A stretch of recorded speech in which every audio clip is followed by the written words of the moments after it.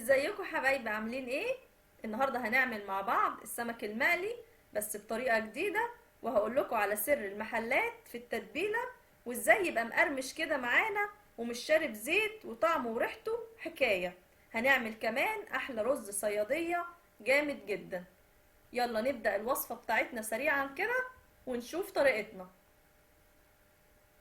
طبعا السمك منضفينه كويس جدا وبالكمية اللي انت عايزاها حسب عدد افراد اسرتك بالشكل ده.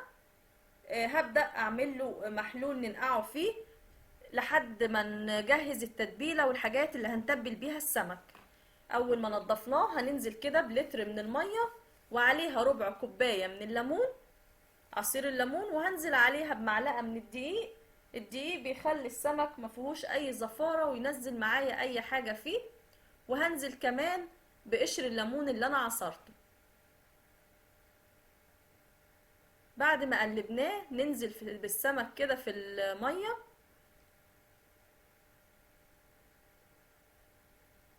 ونحط معلقة من الملح برضو،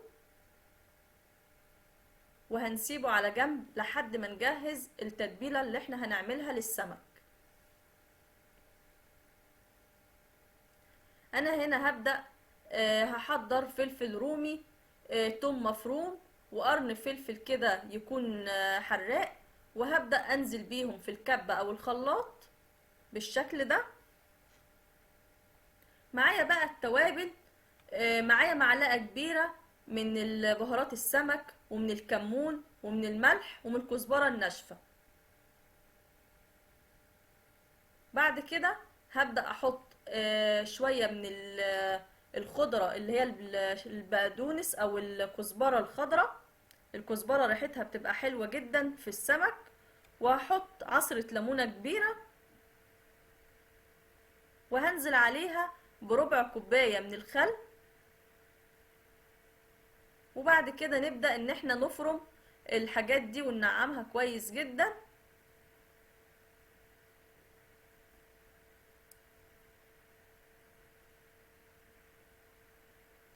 بعد كده نبدأ بقى نصفي السمك من المية اللي احنا كنا حاطينه فيها ونبدأ نحطه في التتبيلة دي.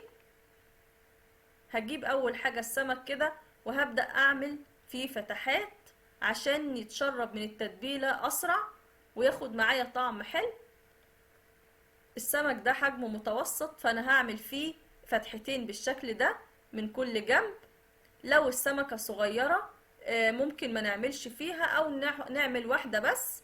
لو السمكة كبيرة قوي هنعمل ممكن 3 فتحات عشان التتبيلة تخش معايا جوه الأنسجة كده للسمك وتدي معايا طعم حلو خالص. هنبدأ نحط كده التتبيلة في بطن السمكة في كل الكمية اللي معانا ونوزعها من بره ومن جوه.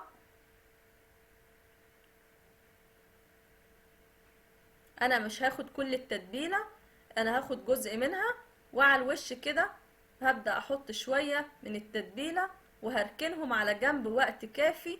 كل ما بيقعد في التتبيلة بيديني نتيجة حلوة وريحة حلوة. لحد ما هيتشرب من التتبيلة نبدأ نحضر الرز معانا. حل على النار وفيها زيت يكون سخن، وهنزل فيه ببصلة كبيرة مبشورة بالشكل ده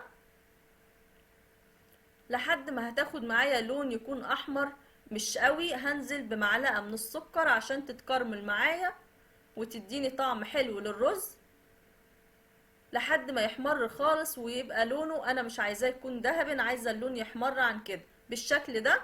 هنزل بقى بكوبايتين من الميه. الرز هحط كوبايتين رز هنزل عليهم بكوبايتين ميه، يعني نفس المقدار. وهحط معلقه من الصلصه الحمراء، وهحط معلقه بقى من التتبيله اللي احنا عملناها للسمك، بتدي طعم حلو جدا للرز بتاعنا، وشويه ملح. وهقلب طبعا غسله الرز ومصفياه. هنزل كده على الميه اللي احنا عملناها بالشكل ده وهديها تقليبه كده مع بعض، وهغطي عليه واسيبه لحد ما يستوي. بعد كده نرجع للسمك بقى، نجهز الكفر بتاعنا. معايا كوباية من الدقيق واحط عليهم معلقة من النشا، والنشا ده هيخلي لي السمك يبقى مقرمش. طبعا بتعملي الكفر الكمية بتاعتك على حسب كمية السمك. وده الجزء الباقي معايا من التتبيلة، هحط عليه كوباية من المية زي ما هنشوف دلوقتي. هحط السمكة في الدقيق بالشكل ده، هغطيها كويس جدا بالدقيق، وبعد كده هبدأ ان انا اخبطها كده تخبطتين عشان تنزل اي دقيق معايا.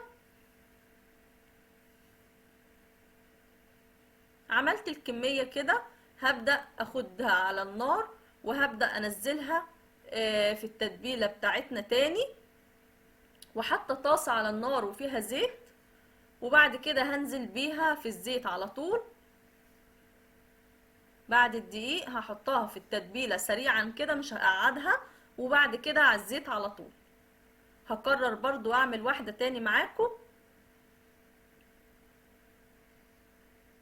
هحطها كده في التتبيلة، بتدي معايا طعم حلو جدا. وبعد كده هنزل بيها على الزيت، النار تكون متوسطة. هبدأ بعد كده اول ما ياخد اللون اللي انا عايزاه بالشكل ده، هقلب على الناحية التانية لحد ما يستوي.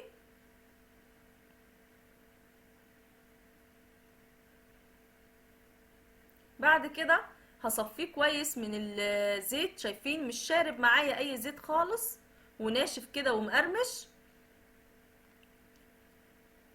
كده. خلصت اول سمكتين، هعمل التانيين برضو بنفس الطريقة.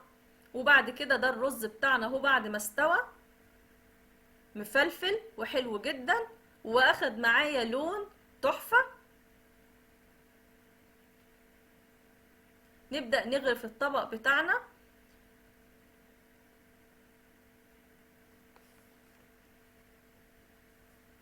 ده السمك كده بعد ما خلص، والرز بعد ما قدمناه بالشكل اللي انتوا حابينه تقدموه. اخد معايا لون حلو ومقرمش والطعم جامد جدا. جربوا التتبيلة دي، بسيطة جدا بس طعمها حلو. وقدمت معاه طبق من الطحينة. قدموه جنب اي حاجة انتوا حابينها. اتمنى يكون عجبكم. ما تنسوش بقى لو عجبكم الفيديو لايك وشير وسبسكرايب لو لسه ما اشتركتوش في القناة، وفعلوا الجرس عشان يوصلكم مني كل جديد. باي باي.